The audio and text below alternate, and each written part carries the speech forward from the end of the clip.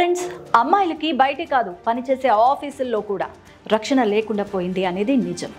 మరొకసారి ఇది నిరూపితమైంది. ముఖ్యంగా ఈ చెత్త పని చేసింది కూడా తెలుగు రాష్ట్రాలకు చెందినవాడు కావడంతో మన పరువు తీసేశాడు నగేష్ అనే యువకుడు. తీరా అతనేం పెద్ద వయసు ఉన్నవాడేం కాదు, 28 సంవత్సరాలు. కానీ ఇంతటి చెత్త పని ఎలా చేయగలిగాడు అనేది వింటే మాత్రం ముక్కున వేలేసుకుంటారు అంతా. ముఖ్యంగా అమ్మాయిలు, మీరు మాత్రం మీ చుట్టూ ఉన్న పరిసరాల్ని చాలా సునిశ్చితంగా పరిశీలించండి.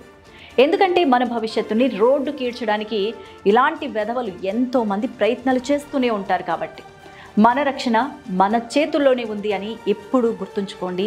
ఎప్పటికప్పుడు అలర్ట్గా ఉండండి. సో అసలు విషయంలోకి వచ్చేద్దాం. ఈ టెక్కీ ఏం చేశాడు అనే విషయానికి వస్తే, నగేష్ అనే యువకుడు ఇన్ఫోసిస్లో బెంగళూరులో టీమ్ లీడర్గా పనిచేస్తున్నాడు. అతను అమ్మాయిలు వెళ్ళే వాష్రూమ్లో ఒక సీక్రెట్ కెమెరాని అమర్చాడు. సో తాజాగా ఒక అమ్మాయి వాష్రూమ్కి వెళ్ళింది. ఎందుకో అనుమానం వచ్చింది ఆ అమ్మాయికి. తన చుట్టూ ఉన్న పరిసరాలను అబ్జర్వ్ చేసింది. తనని ఎవరో గమనిస్తున్నట్టు ఆ అమ్మాయికి అనిపించింది. అక్కడ అన్నీ అబ్జర్వ్ చేస్తే గ్లాస్ డోర్ మీద చిన్న ఫ్లాష్ లైట్ వెలుగుతూ కనిపించింది. వెంటనే ఇక్కడ ఏదో తేడా జరుగుతోంది అనేది గమనించి గట్టిగా అరుపులు అరుస్తూ అక్కడే ఉన్న అలారంని మోగించింది. వెంటనే ఆఫీస్లో ఉన్న వాళ్ళంతా వాష్రూమ్ దగ్గరికి వచ్చేశారు. సో ఈ లోపుగా బయట నక్కి ఉన్న నగేష్ పారిపోయే ప్రయత్నం చేశారు.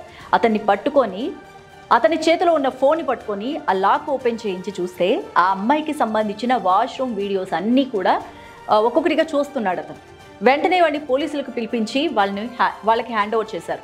అండ్ ఉద్యోగం నుంచి కూడా పీకేశారు. ఇంకోటి ఏంటంటే, పోలీసులు అతని ఫోన్ని చెక్ చేస్తున్నప్పుడు ఇంకా ఇలాంటి ఒక్క అమ్మాయే కాదు, 30 మంది అమ్మాయిలు ఇలాంటి వీడియోస్ ఉన్నాయి అతని ఫోన్లో. అంటే ఎన్ని రోజులుగా ఇలాంటి చెత్త పని, నీచమైన పని చేస్తున్నాడో మనం అర్థం చేసుకోవచ్చు.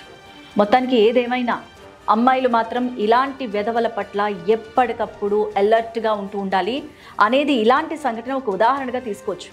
ఖచ్చితంగా నగేష్కి శిక్ష పడాలి అంటూ అక్కడున్న అమ్మాయిలంతా కూడా డిమాండ్ చేస్తున్నారు. మరి మీరేమంటారు? కామెంట్ చేయండి.